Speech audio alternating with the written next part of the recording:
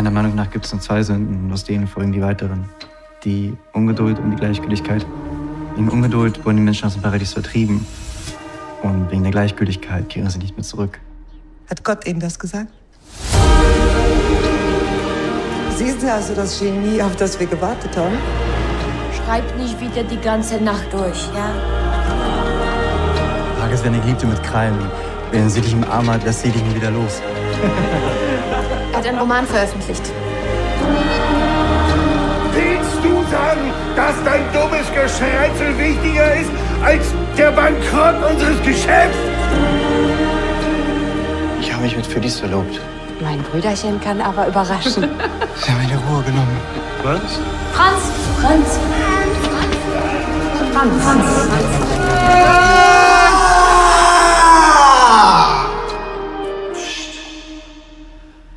Endlich Ruhe.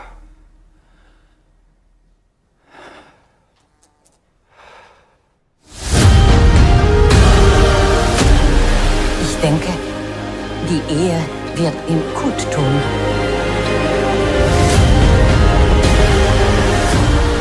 Manželství je složitá a nepřehledná instituce.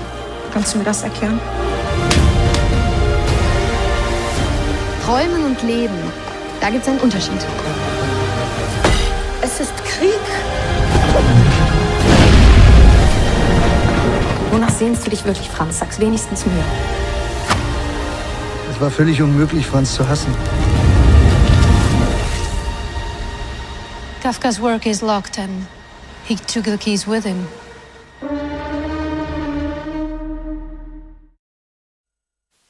Et oui, aller au cinéma, c'est important. Franz Kafka était tchèque. Puis on a une excellente idée à vous proposer. On vous emmène au Check-in Film Festival.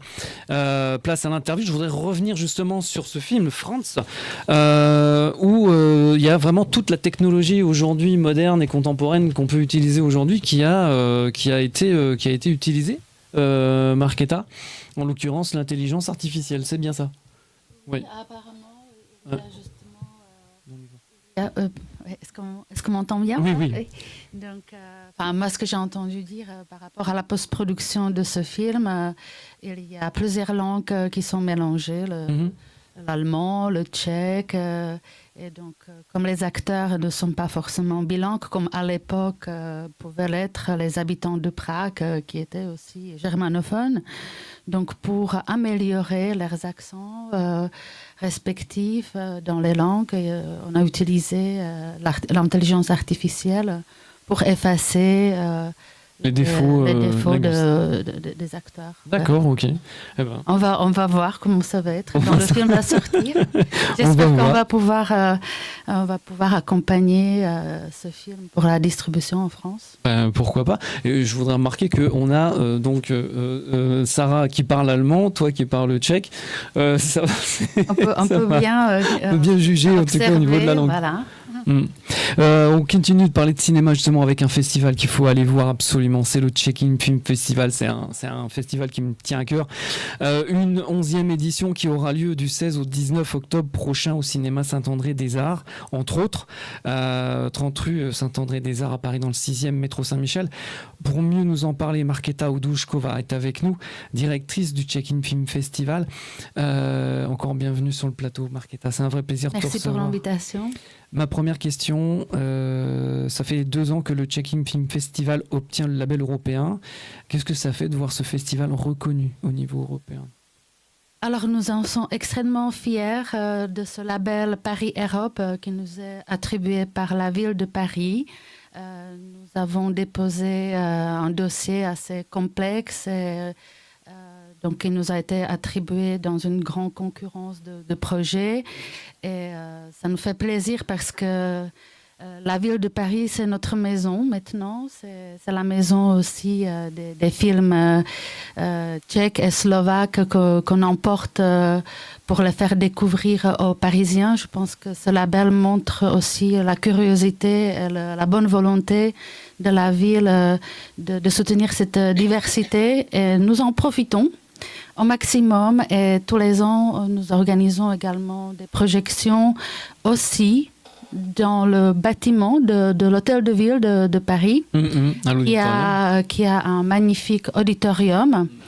Et donc, tous les ans, nous fixons un rendez-vous aux Parisiens dans ce bâtiment. Cette année, c'est aussi inclus dans le programme un peu hors mur, donc à part Cinéma Saint-André-des-Arts.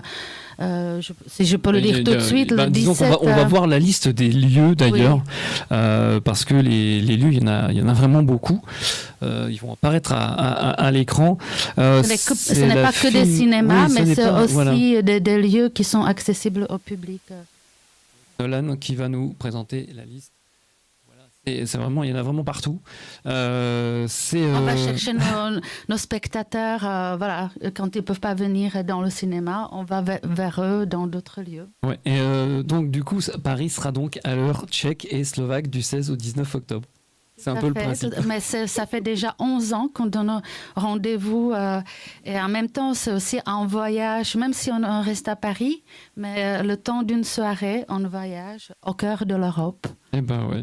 C'est pour ça check-in, voilà. C'est notre marque. On invite les spectateurs de partir au voyage. Exactement. Et même s'il débute le 16 octobre, alors il a quasiment déjà commencé avec un avant-goût à la Filmothèque du Quartier Latin, avec la projection le samedi 11 octobre, donc samedi prochain, du premier film de la réalisatrice Viera Chytilova, O Niečem ni Iniem, en français quelque chose d'autre, un film de 1963. Pourquoi avoir choisi cette figure pionnière de la nouvelle vague tchécoslovaque pour lancer cette 11e édition placée sous le signe des regards de femmes et du dialogue entre les cultures? C'était une décision qui s'était plus ou moins imposée parce que nous avons constaté qu'il y a une vague de jeunes réalisatrices et certaines de ces beaucoup de ces réalisatrices étaient aussi inspirées par le travail de Viera qui est surnommée en République tchèque comme la première dame du cinéma tchèque. À côté de Notre-Dame, ici, on voit notre première dame. Et Viera, c'était une pionnière dans le cinéma, très innovante et aussi pédagogue. Parce qu'à la fin de sa carrière de réalisatrice, elle est retournée dans son école où elle a étudié la FAMU, où elle a enseigné. Et pour la petite histoire, nous allons accueillir dans le festival aussi une réalisatrice qui était son élève à l'époque, Zuzana Kirchnerová, avec son film qui est un peu notre clou d'or. Voilà. Et donc, on voit bien que cette femme et cette féministe a inspiré beaucoup de réalisatrices. Nous nous sommes rendus compte lors de quelques rétrospectives qui ont été faites aussi l'année dernière, des rétrospectives de la nouvelle vague tchécoslovaque. Nous avons fait un partenariat avec Contre-jour Distribution. Donc, nous avons constaté qu'il y a énormément d'étudiants en cinéma à l'histoire de l'art de la Sorbonne qui sont passionnés par les petites marguerites. Et donc, nous avons Les Petites Marguerites, c'est un film à voir. Moi, je l'ai vu. Merci. On voit la petite Marguerite qui est devenue d'ailleurs notre trophée, notre mascotte. Et depuis l'année dernière, nous avons accueilli un premier jury composé des étudiants de la Sorbonne. J'allais y venir. On va d'abord parler, avant de parler du jury étudiant, on va parler du jury des 3. Parce que c'est un jury international avec le comédien et metteur en scène adaptateur Eric Sena. On va les voir à l'écran pour ceux qui nous suivent. L'écrivaine Lenka Orniakova-Tsivad, et puis qui est auteur du livre Moi Europe, Femmes, Déesses et Continents aux éditions Reconnaissance, et puis le scénariste et réalisateur Pierre-Erwan Guillaume qui décerneront donc la petite Marguerite d'or. Pourquoi ce trio? Pourquoi ce trio? Mais il y a toujours un choix à faire et en fait, ce que nous avons essayé cette année, c'est de proposer un jury qui est international, qui a une visibilité sur ce dialogue culturel qui se passe entre l'Europe centrale et la France. Et tous ces trois ont une expérience avec ces pays-là, sont aussi multilangues et donc ils travaillent quelque part et dans le cinéma, et dans la littérature, dans la scénaristique. Ils aiment voyager. Et c'est des personnes, ils ont du talent, c'est des personnes qu'on estime énormément. Et ça nous intéressait aussi de voir comment ces professionnels reconnus, comment ils voient le cinéma d'Europe centrale aujourd'hui, qu'est-ce qu'ils peuvent y trouver d'intéressant, et donc avoir un retour, un feedback pour nos réalisateurs. Voilà. Ouais, quelle bonne idée. Alors justement, tu parlais il y a un instant du jury étudiant avec des étudiants passionnés de cinéma. Pourquoi avoir choisi donc justement ce jury international et ce jury étudiant ? Tout d'abord, je crois que c'est un moment précieux quand on voit que les étudiants s'intéressent à nos cinématographies. Vous voyez bien qu'aujourd'hui, la présence des films d'Europe centrale est inexistante sur les marchés. On ne voit pas les films en France. Et donc, nous avons rencontré ces étudiants aussi par l'intermédiaire d'autres associations, et nous ont témoigné leur passion pour ces pays.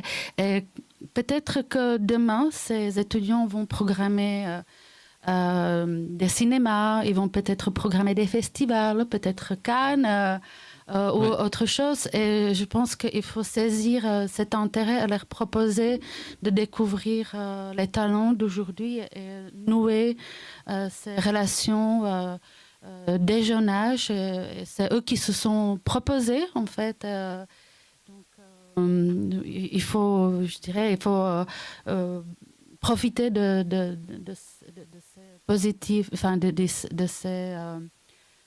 ces instants positifs et leur proposer de continuer vers ce jeu. Puis c'est une expérience pour eux aussi d'être dans un jury. Eh ben exactement.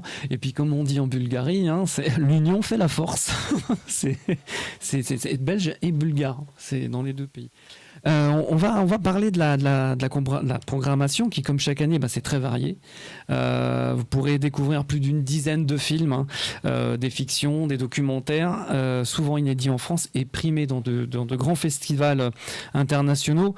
Ils seront tous diffusés en version originale sous-titrée français. Et comme de coutume, on pourra même rencontrer des professionnels du métier de cinéma, donc, allez-y si vous voulez justement rencontrer des réalisateurs, des producteurs, des actrices, des productrices. Vous venez. Il y a un confrère qui disait même cette 11e édition du Checking Film Festival était intelligent, intéressant, vraiment bien, explorant des sujets totalement en dehors des tendances commerciales. Merci. Moi, je connais un peu la maison, donc je connais la qualité de ce festival. Comment s'est faite la sélection des films ? Alors, tout d'abord, nous avons un appel à films. Donc, nous recevons un certain nombre de titres de la part des producteurs qui souhaitent exporter leurs films. Mais d'autre part, on ne pouvait pas non plus omettre le fait qu'il y a des films qui sont dans des grands festivals de catégorie A. Surtout à Cannes, où les films tchèques n'ont pas été présents depuis plus de 30 ans. Et il se prépare aussi des sorties pour l'année prochaine. Et c'est aussi dans cet objectif-là que nous sommes allés à la rencontre de ces films, leurs distributeurs français, en leur proposant une synergie pour mettre une couche de promotion pour ces gens, j'ose dire ainsi. Donc pour soutenir la visibilité de ces films qui ont été sélectionnés dans des prestigieux festivals à Venise, à Berlinale, à Cannes, et donc qui peut-être pourraient aussi passer moins aperçus. C'est ça. Voilà. Et puis on a aussi le film tchèque qui est sélectionné par la République tchèque aux Oscars. Donc tout ça, c'est des films qui, dans nos yeux, méritent Exactement. de Et vous on être va en voir présentés. quelques-uns. On va parler de la soirée d'ouverture du Checking Film Festival qui projettera un documentaire inédit sur la complice et muse de Vera Chytilova, Esther Krumbarova. Il s'intitule Pátrání po Ester, à la recherche d'Esther, un film de Vera Chytilova, la grande dame. Le Checking rend un vrai hommage à cette grande dame du cinéma tchèque.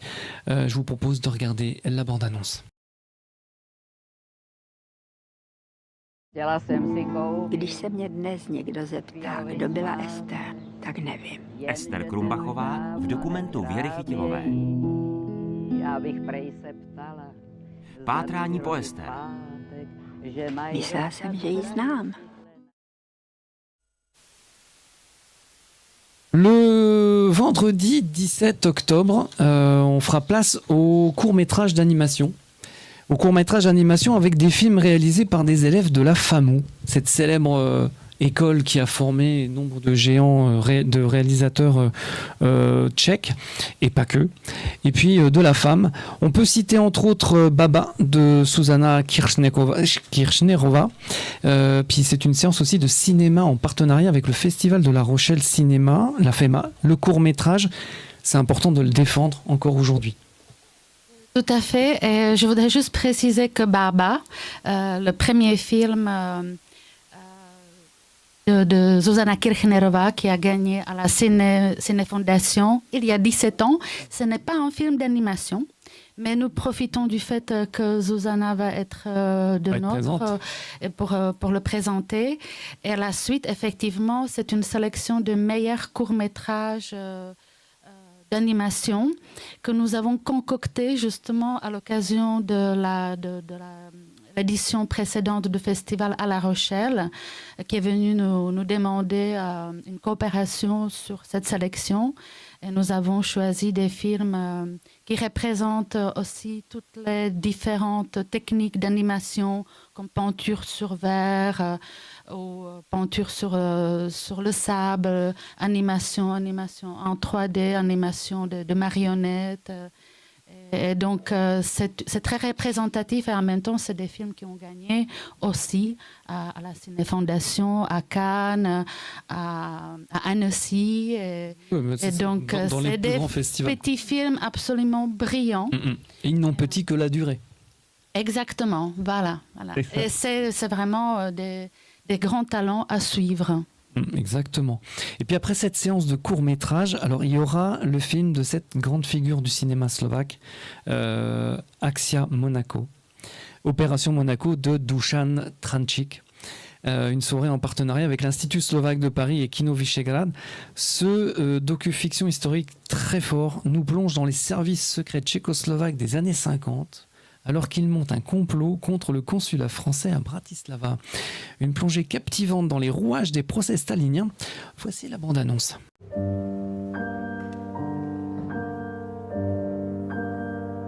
Cette maison, c'est toute mon enfance. Quand mon père a été expulsé en février 1951, ça a été pour moi vraiment un choc. Étienne Manac était un jeune homme de gauche. On byl demokratickým idealistou. Trochu to nebezpečí podcenil. Na francúzskom konzuláte operujú cudzí špioni. Bylo potvrzeno, že nový konzul Étienne Manach napomáhal československým občanům k útěku na západ. Komunisti se stali oběťmi nového režimu. Je rejette l'idée que ce qui se passe ici a quelque chose à voir avec le socialisme.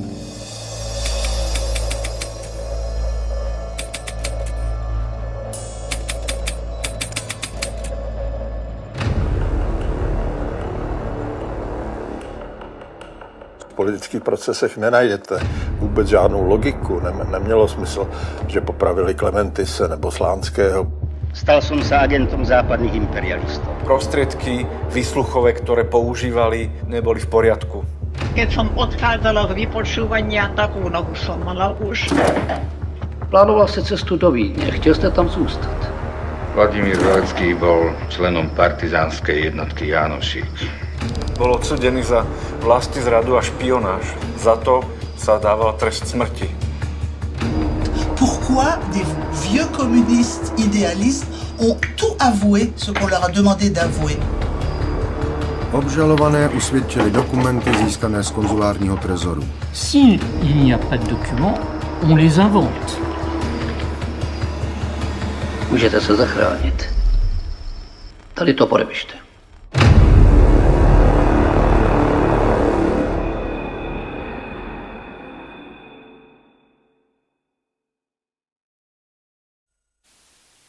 Très très fort, Axia Monaco de Dušan Trančík. Et alors surtout ce monsieur, c'est un grand monsieur du cinéma slovaque.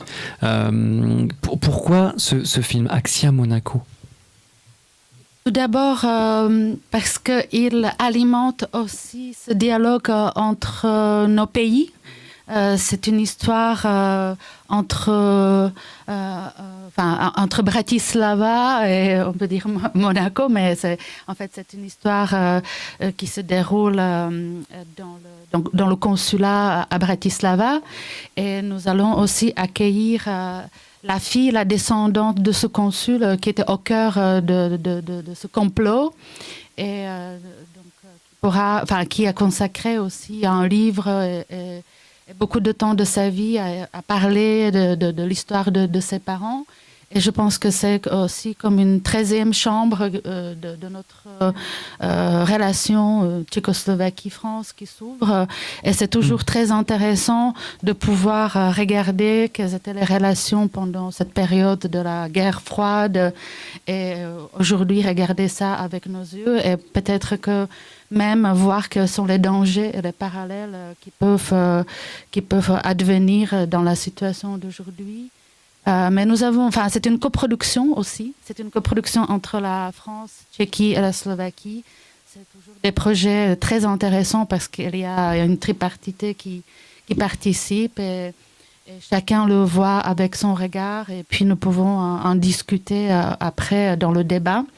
Exactement. Dans lequel nous avons invité donc la fille des protagonistes, mais aussi une historienne politologue française, Cécile Vessier, qui est spécialiste du monde post-soviétique. Nous allons ensuite aussi répondre à des questions du public et parler de ce qui a pu se passer entre nos pays et comment éviter que ça redevienne... et pourvu que ça ne recommence pas. C'est ça le truc. C'est voilà, il faut vraiment, il faut connaître l'histoire des pays. Comme je dis toujours, pour connaître son propre pays, l'histoire de son pays, il faut connaître les voisins. Et pour ne pas refaire les mêmes erreurs. Exactement, pour ne pas refaire la même erreur. Il faut connaître exactement. Mais nous, à notre niveau, on essaie d'y contribuer. Mais c'est intéressant, toujours apprendre, toujours aller vers, comme disait Victor Hugo, la liberté commence quand l'ignorance finit. Et c'est toujours bien d'apprendre, que ce soit au Goethe-Institut, que ce soit même en Bulgarie. Enfin voilà, allez voir les festivals et allez découvrir. Ouvrir les portes, c'est tellement mieux pour prendre l'air. Et voilà, qu'est-ce que je viens de dire? Dis donc, je vais devenir philosophe. À deux balles, mais à deux philosophes. On va parler d'une dame. Le samedi 18 octobre, il y a place à deux grands films. Le premier s'intitule Presidentka, présidente en français, signé Marek Šulik.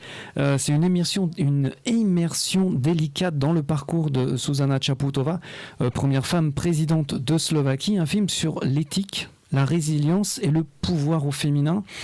C'est la première présidente de la République slovaque. Femme, c'est la première. Pourquoi avoir proposé ce film documentaire sur l'ancienne présidente de la République? Tout d'abord parce que humainement, c'est un film extrêmement intéressant et inspirant. Comme nous avons la première dame de cinéma tchèque, nous sommes allés chercher des grandes personnalités qui alimentent le débat sur la société d'aujourd'hui, des femmes innovantes, inspirantes. Et Zuzana Čaputová l'était sûrement, même si elle était adorée d'un côté et absolument haïe de l'autre côté, ce qui a aussi empêché la continuation de sa carrière en tant que présidente, parce qu'elle a fait de son propre choix, elle a décidé de faire qu'un seul mandat. Mais c'est cinématographiquement intéressant aussi. C'est un documentaire qu'elle a suivi encore avant qu'elle soit présidente. Il y a une histoire familiale et humaine derrière. Je ne vais pas spoiler, mais faut pas spoiler. Il y a vraiment des choses extrêmement fortes dans ce film. Et donc, nous avons souhaité aussi donner l'espace à cette réflexion. Ce n'est pas du tout un film politique, mais plutôt sur une carrière de femme. Et donc, on voit bien qu'en Europe centrale, même en France, il n'y a pas de présidente. Alors, c'est très très rare. Il n'y a pas de présidente à Paris. Mais sinon, parce que juste en France, en fait, c'est à l'époque de la Bourgogne, quand la Bourgogne était indépendante. C'était encore un royaume de Bourgogne, c'était les Burgondes. Et eux, en fait, la reine-mère, c'était une femme. Les femmes étaient chefs des armées. Les femmes étaient vraiment en poste de pouvoir. Les Neustriens, c'est-à-dire les Parisiens, eux, pour l'instant, à Paris, il n'y a jamais eu, hormis Anne Hidalgo. En plus, elle était élue dans un scrutin démocratique. C'était au départ une Erin Brockovich, une Slovaque, une véritable... elle s'est battue pour l'écologie. Elle était également juriste, donc elle est arrivée au pouvoir parce qu'elle était portée d'en bas. Et donc, c'est intéressant de voir son parcours. Pour celles qui voudraient devenir présidente, venez, vous pouvez vous inspirer, c'est la recette comment faire. C'est ça. Et puis, si vous vous intéressez, si vous voulez connaître pourquoi en France, d'où ça vient, vous lisez les lois Gombette. Elles datent du 6e siècle. Elles ont été écrites entre 502 et 517. Et elles vous expliqueront, vous regarderez la règle 33 sur les agressions et les insultes faites aux femmes. Pour juste résumer, tirer les cheveux d'une femme, c'est un attentat. Et ça date du 6e siècle. Si on peut payer des amendes. Si on ne peut pas payer les amendes, on a des coups de bâton. Ça varie de 75 coups de bâton si jamais on tire les cheveux d'une esclave. On a 200 coups de bâton si c'est une noble. Donc par conséquent, 200 coups de bâton dans le dos, on est mort. En fait, on va revenir à la Presidentka. Alors, rien à voir justement avec le film éponyme qui était sorti en 2022 et qui était signé Rudolf Havlik avec Anja Geislerova dans le rôle de la présidente. Parce que ça s'appelait aussi Presidentka. Faut pas confondre, c'est pas du tout les mêmes. Je voudrais dire encore une petite chose, c'est que ce film-là va être présenté par une écrivaine d'origine slovaque qui est à Paris, qui s'appelle Andrea Salajová, qui est une grande écrivaine qui a aussi publié chez Gallimard. Oui, exactement. Et qui pourra aussi au public contextualiser l'histoire de cette première présidente slovaque. Et oui, on salue Andrea Salajová. C'est l'une des marraines de cette émission. Donc voilà, on la salue. Pourtant, ce que je disais, Anja Geislerova, elle sera pas loin, puisqu'elle sera présente ce samedi 18 octobre à 20h au cinéma Saint-André-des-Arts à Paris pour la projection d'un film qui s'appelle Caravane, un film de Susanna Kirchnerova, sélectionné dans la catégorie Un certain regard au dernier festival de Cannes. Rien que ça, l'histoire d'une femme et de son fils atteint de trisomie 21. Ils fuient tous deux leur quotidien à bord d'une caravane sillonnant l'Italie, intime, lumineux, profondément humain. Voici la bande.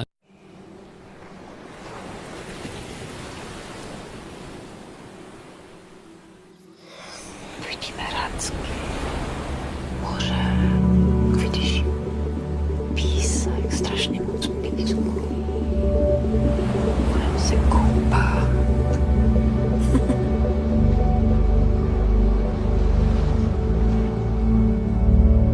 Môžem sa s vami zviesť? Nějaký kouzlo neumíš? Umím. Dexempo, Geschoflex. Il mio cuore fa bam, bam bam bam bam bam bam. Sono un bambino, quello mi prende. Nikita, počuješ? Il mio cuore fa bam. Kde? Welcome to paradise. Di fronte a te. To bude hezký.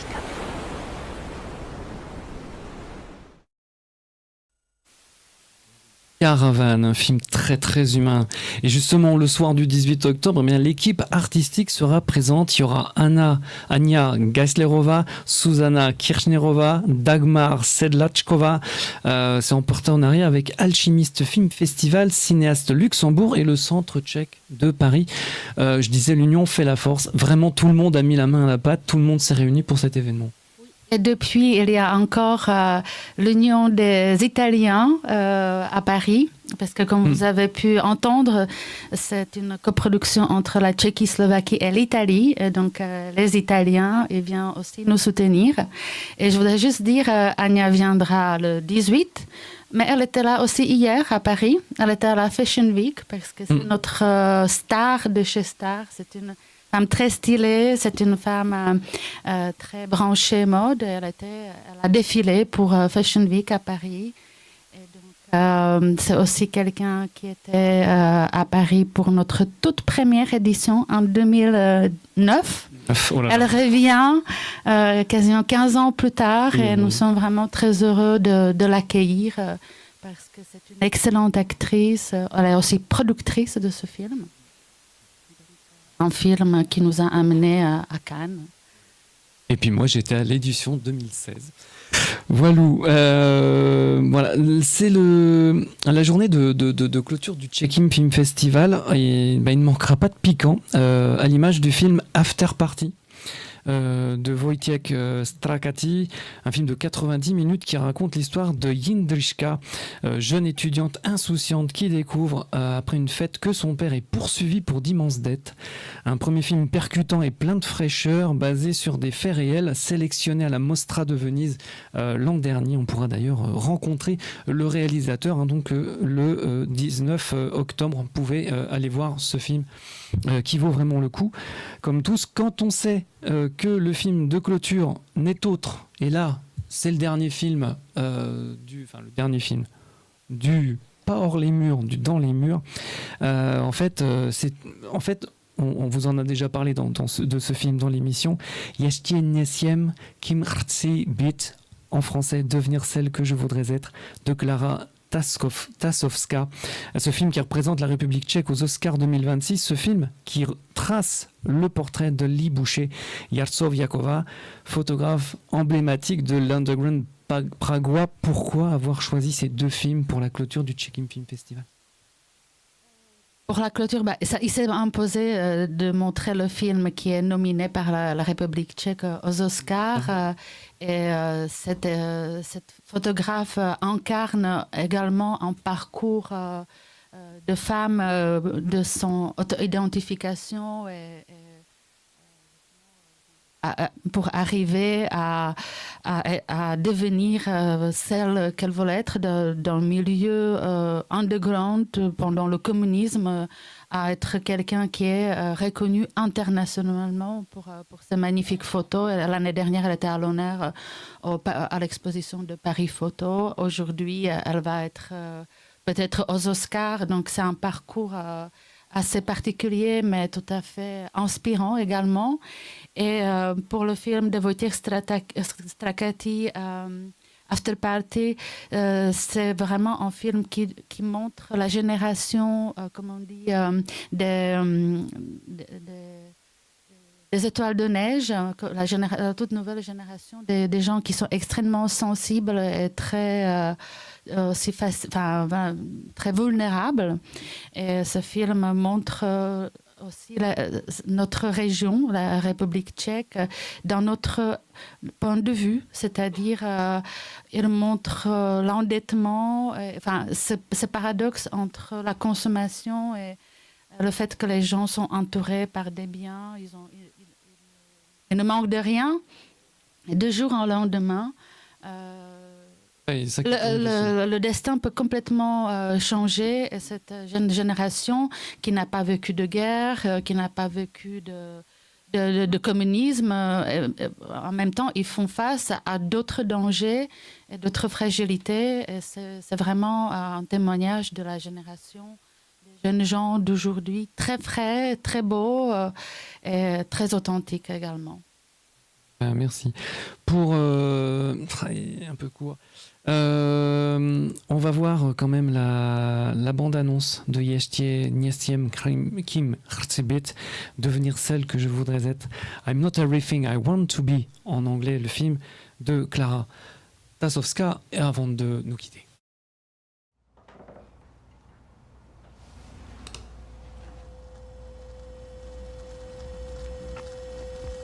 Mám pocit, že toho v životě můžu dokázat hodně, ale mám strach, jestli to neprofláknu.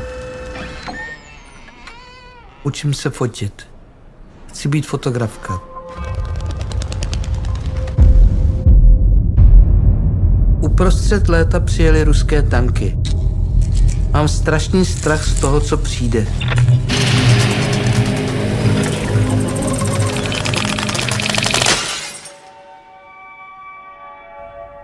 Na umění teď stejně není vhodná doba, říká mi máma. Ale proč bych nemohla žít tak, jak já chci? Musím něco udělat.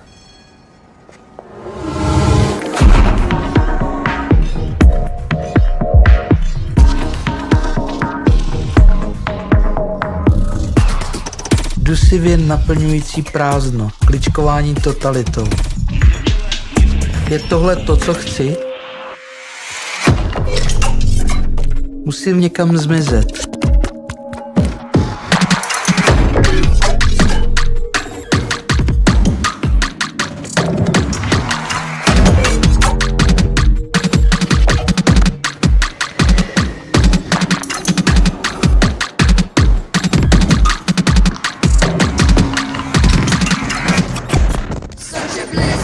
Vytvářím záznam své osobní zkušenosti.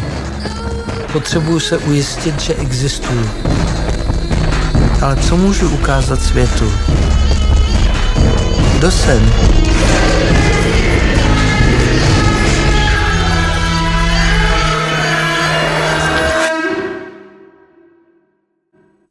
I'm not everything. Donc le film de Tasowska. Klara, de son prénom. On parlerait des heures avec nos invités. Merci beaucoup d'avoir accepté notre invitation. Merci beaucoup Sarah Fouezon, directrice de la bibliothèque du Goethe-Institut, 17 avenue d'Iéna, dans le 16e. Allez découvrir l'Allemagne, sa culture, sa langue, ses auteurs. Vous allez voir, vous allez vous éclater. En ce moment, ils font tous la fête encore à Munich. Merci beaucoup Marie Vrina-Nikolov. Je rappelle le livre de Georgi Gospodinov, Le jardinier et la mort, paru chez Gallimard. Et puis merci beaucoup Marketa Odushkova. Je rappelle, le Checking Film Festival sera du 16 au 19 octobre prochain dans plusieurs salles à Paris, principalement au cinéma Saint-André-des-Arts, 30 rue Saint-André-des-Arts à Paris, dans le 6e. Merci à toute notre équipe de journalistes et aussi à la régie avec la réalisation Nolan Elongo. Et merci beaucoup Sophie également. Merci d'être de plus en plus nombreux à nous suivre sur notre chaîne YouTube Bienvenue à l'Est, où vous pouvez revoir nos reportages et nos podcasts. Et puis aussi, vous pouvez nous retrouver sur Instagram, Bienvenue à l'Est. Et puis bien sûr, donc la chaîne YouTube. Et puis pour les amoureux de musique, retrouvez nous sur Spotify, Bienvenue à l'Est Média. Vous passerez un merveilleux moment à l'écoute des stars de la scène musicale des pays d'Europe centrale et orientale, y compris par pays. Exactement. Et merci d'être de plus en plus nombreux. Merci beaucoup Rabah Balloul pour sa confiance. Merci à nos partenaires. Puis la semaine prochaine, nous parlerons de l'image de soi, un numéro bimensuel qui sera consacré au traumatisme de l'enfance avec l'artiste peintre Gulnara Fatoualeaver, le photographe et styliste Sylvain Ruffier et la psychologue Tatiana Bagenova. Merci Anna. Merci Jérôme, on vous dit à la semaine prochaine. 19h dans Bienvenue à l'Est. Sur Armada. Gardez le sourire, ça tombe bien, c'est la journée du sourire.